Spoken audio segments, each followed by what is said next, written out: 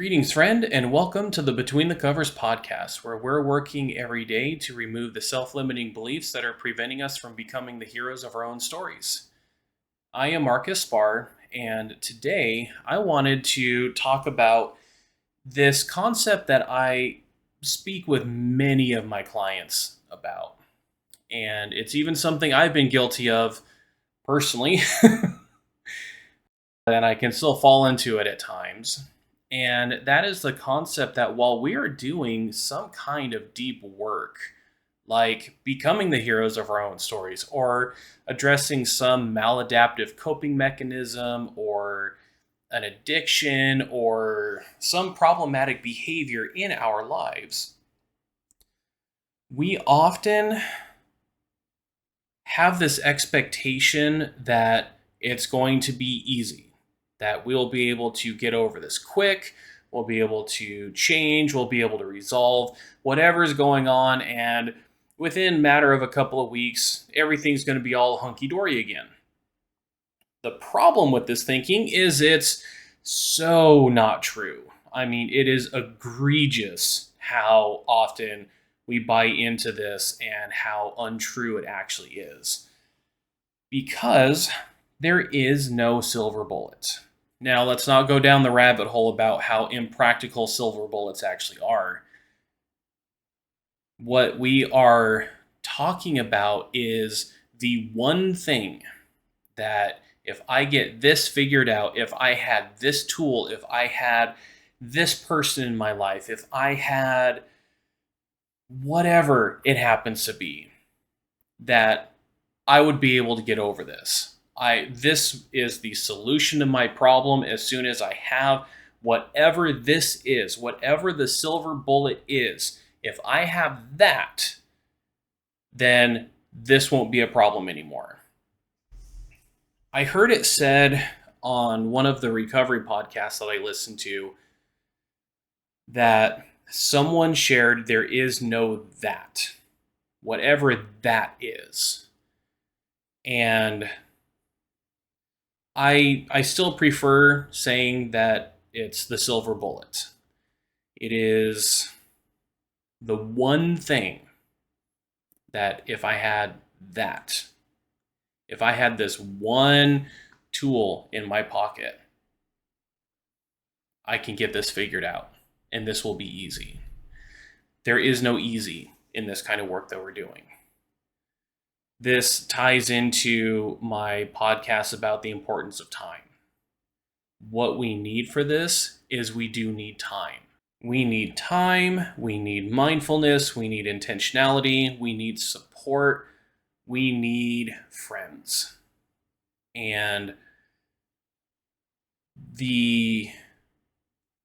what I see as the common misconception with the people that I work with around having, I want the silver bullet. I just want the silver bullet that's going to make this easy, is we're still trying to do this alone.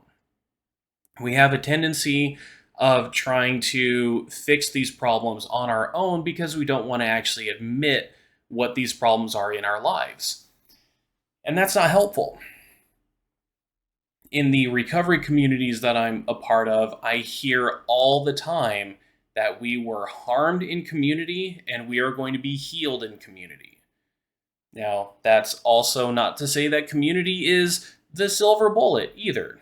It is an aspect of this dynamic process of becoming the heroes of our own stories. Allow me to share an example from my own journey through these issues that have dogged me for years. I have not been shy about sharing my struggle with pornography and unwanted sexual behavior and how it almost ruined my marriage within the first month.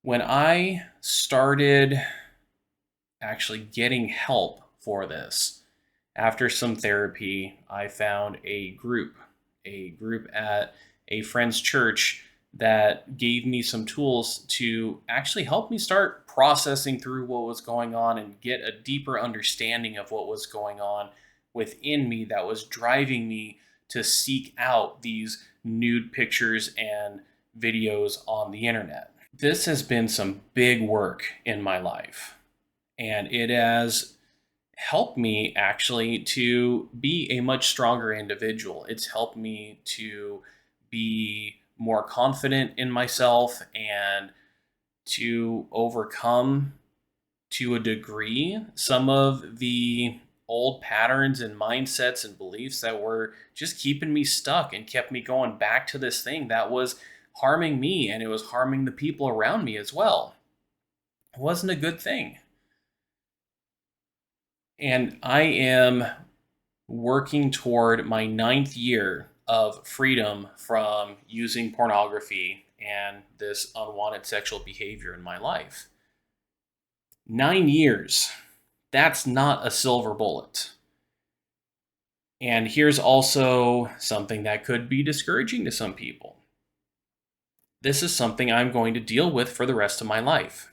This is not going to leave my body. This is not going to leave my mind. There is always going to be this part inside of me that's going to want to go back to these unhealthy behaviors. Why? Because these behaviors are so easy. It's so easy for me to go online and find whatever it is that I'm looking for to give me some pseudo sense that I am desired, that I'm loved, that I'm appreciated, whatever it is that I'm feeling.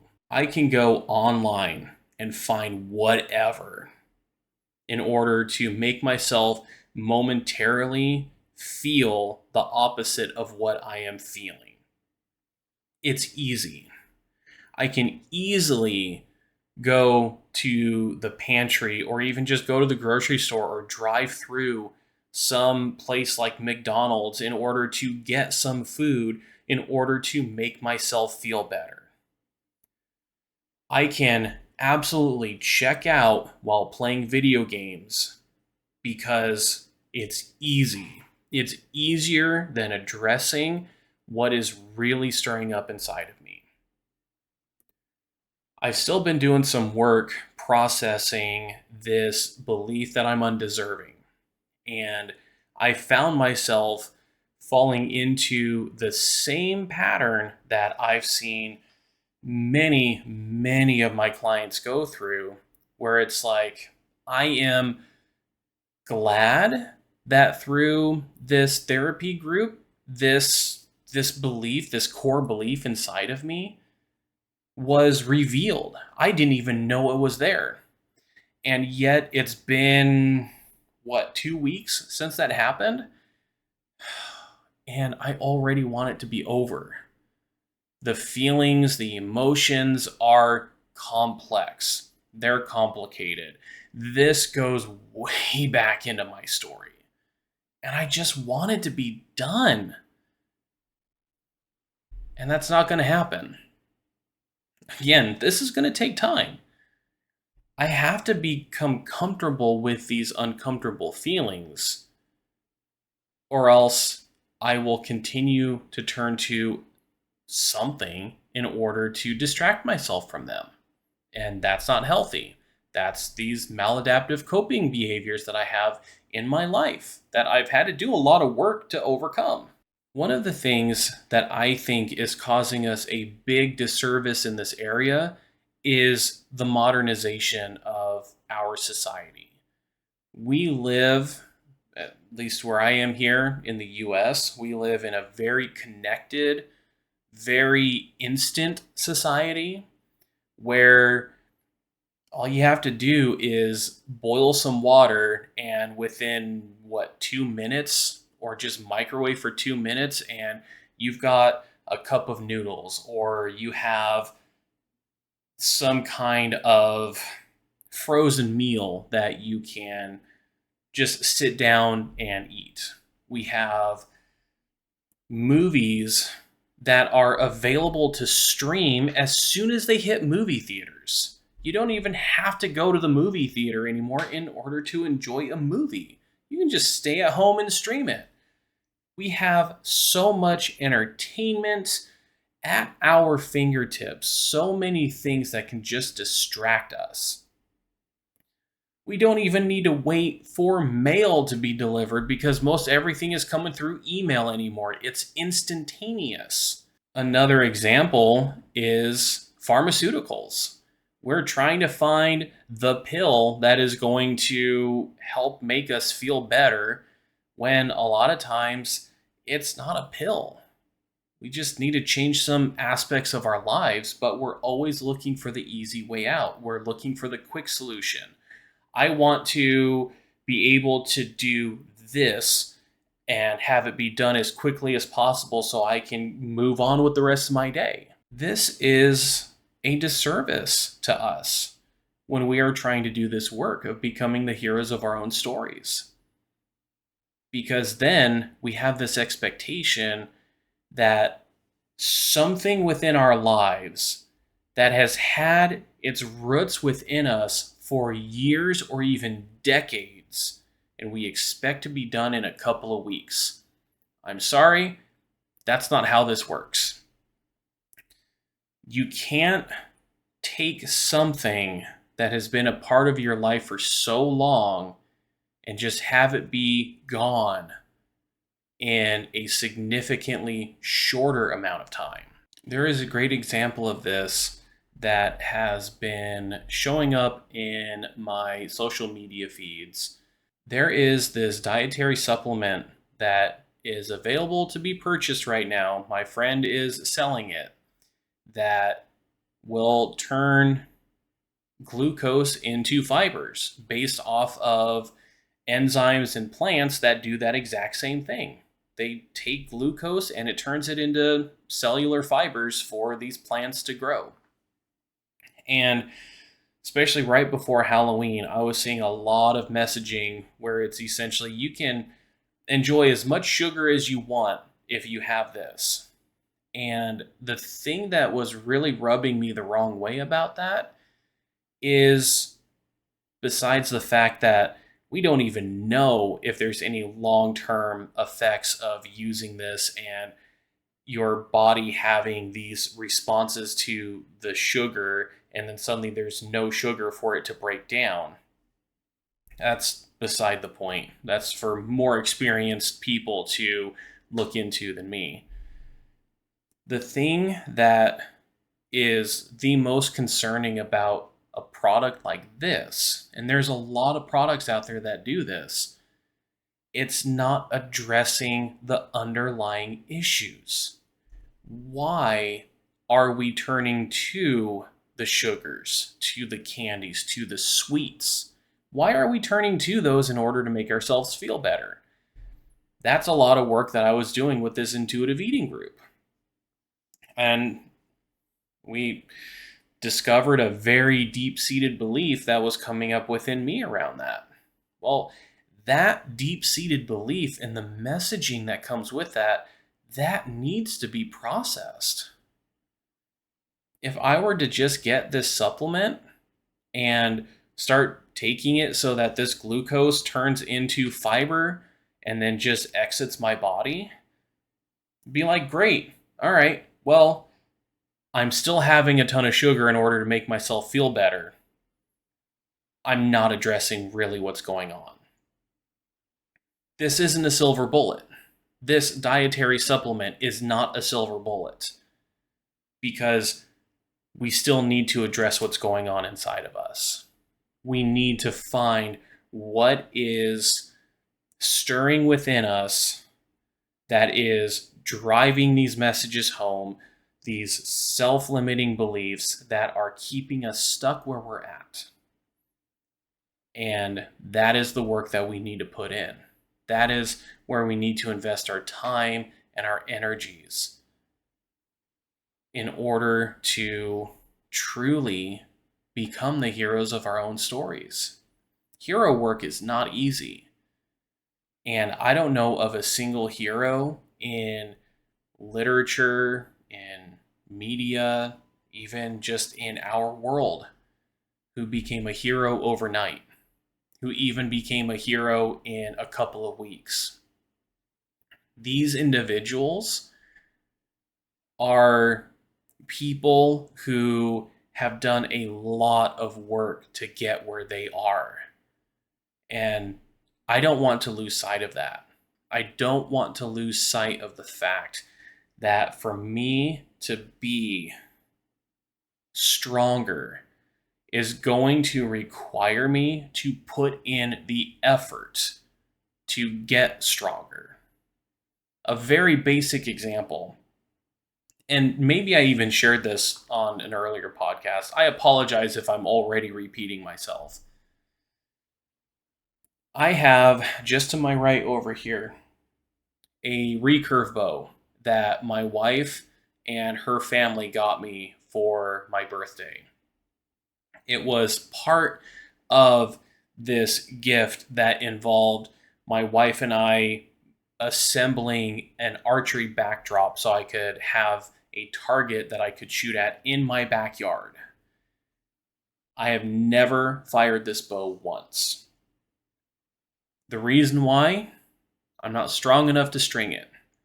I know that there's a way that you get it like between your ankles and you start at the bottom and you just like really pull the string back and everything. I'm not strong enough to do it. We strung this bow once and it was a 2-person job in order to do it. This is a strength that I'm not going to get overnight. My friend Ben has been gracious enough to take my wife and I and some of our other friends through steel mace training, which is something I didn't even know existed. But I'm using a 10-pound steel mace and I'm doing various exercises that are engaging multiple muscle groups in my body. And one of the things I have been learning through this is my shoulders are weak. Oh, my shoulders are so weak. We could be doing lunges, and my shoulders are going to be the ones burning first. I remember it being in high school, and actually, no, it was even like back in middle school. But I had people telling me that football coaches were going to be drooling over an individual like me because of how broad my shoulders were. They wanted to have someone bigger with broad shoulders on the front line. That doesn't seem to be the case anymore. I mean, yeah, I'm still broad shouldered and everything, but there's very little strength there. And I've been doing this mace training now for 3 or 4 weeks. Yeah, I'm still not there. I'm still not to the point where I can string a recurve bow that has a draw strength of 60 pounds. And to expect otherwise is just going to set myself up for failure. In order for me to not just draw this bow, but to string it, it is going to take time and it's going to take work. I am going to have to do exercises to rebuild the muscles and strengthen these muscles in my shoulders. And if that's something that I want to do, which I do, then I'm going to give it all of the time that it needs and not try and take the shortcuts. Shortcuts are a great way to hurt yourself. I've seen it many times of people who are trying to build up muscle very quickly in their body. And they end up doing a squat too low with too much weight and it just blows their back out. Well, now they're effectively done. Whatever it is they were building that strength for, they can't do it anymore. Maybe they can. I don't know. I don't think I've ever heard of anyone who has come back from that kind of an injury before. If we're not careful with this work that we're doing, we're going to injure ourselves further. We're going to make the problem worse, which is why I just implore you, please, please get rid of this idea that there is a silver bullet. There isn't one. There is no shortcut. There's no easy fix to these problems that are keeping us stuck, that are keeping us as being secondary characters within our own story. And as you're doing this work, there's more stuff that's going to come up. That's natural. I will be working on my self-confidence and these issues around food and these other unhealthy coping behaviors. I'll be having to deal with these for the rest of my life.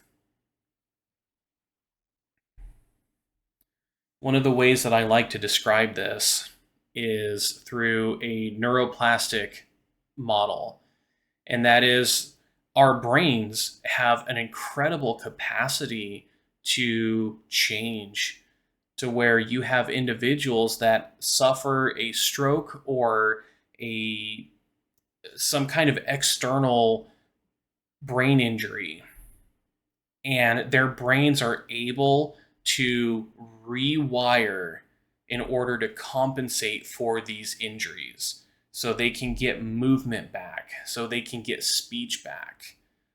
Now, that's not always the case, but there's a lot of examples of this happening. There is also another dynamic of our brain that's at play here. And that dynamic is our brains want to do things the easy way. Sound familiar? Our brains thrive on routines.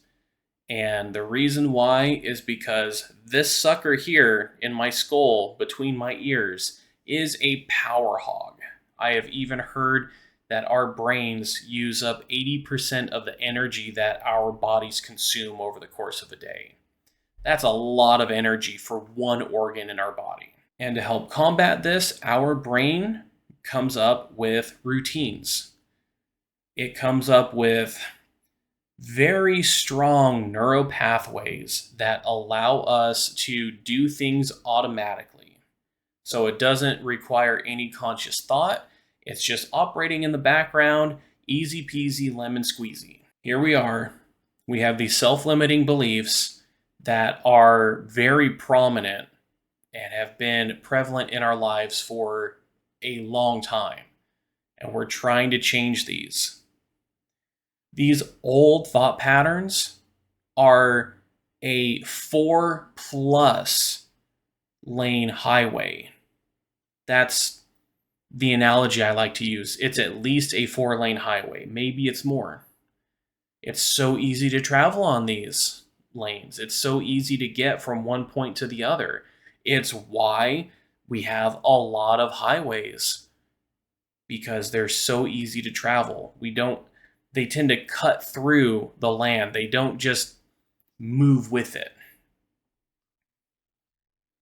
These new pathways that we're trying to establish, they're like a dilapidated country road. It's in ill repair. There's a lot of potholes. It's going to test the shocks of any vehicle that drives over it. Can you drive on this dilapidated road? Absolutely. It's going to take you a long time to get from point A to point B, though. These are the new neural pathways that we're working to develop. And it takes time.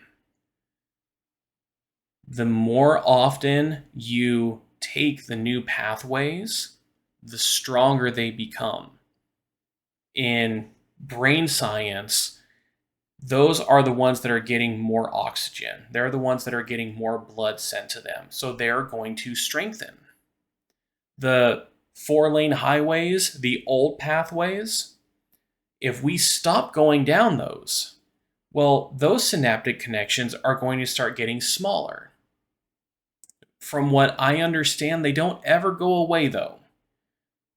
They're going to be there, and the dilapidated country road is going to turn into the 4-lane or 4+ lane highway, and the old pattern that was the at least 4-lane highway is going to turn into a dilapidated country road. You can still go down the old pathway. It's going to take longer. And yet, once those start firing again, it can be so easy to keep going down those. and reinforce them. This is the work of my future. This is the work of your future. To expect anything less, we're just setting ourselves up for disappointment. Dare I even say we're setting ourselves up for failure? I try and avoid using the term failure. We're not really failing. At least in my perspective, we're not really failing. This is the importance of making sure that we have proper expectations for this work that we're doing. To become heroes, we need to give it time and don't take shortcuts. Again, there are no shortcuts on this journey. There is no that. There is no silver bullet, however you want to refer to it. It's not there. It's a fantasy. Replace these thoughts of finding the silver bullet with ones of hard work and compassion and time as you do this work. I can tell you, I've probably said this many times on this podcast already. You're worth it. You are worth the time. You're worth the energy. You're worth the investment in order to be the hero of your own story. We need more heroes in this world. So stop looking for the silver bullet. It's not there.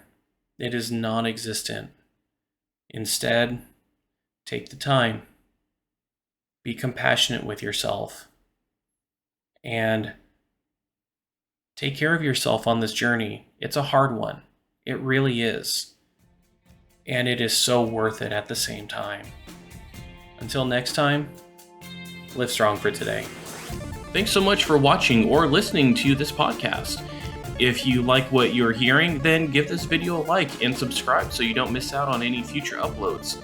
If you are interested in working with me, then take a look in the description where you can find my website or a link just to schedule a free 50-minute one-on-one call with me.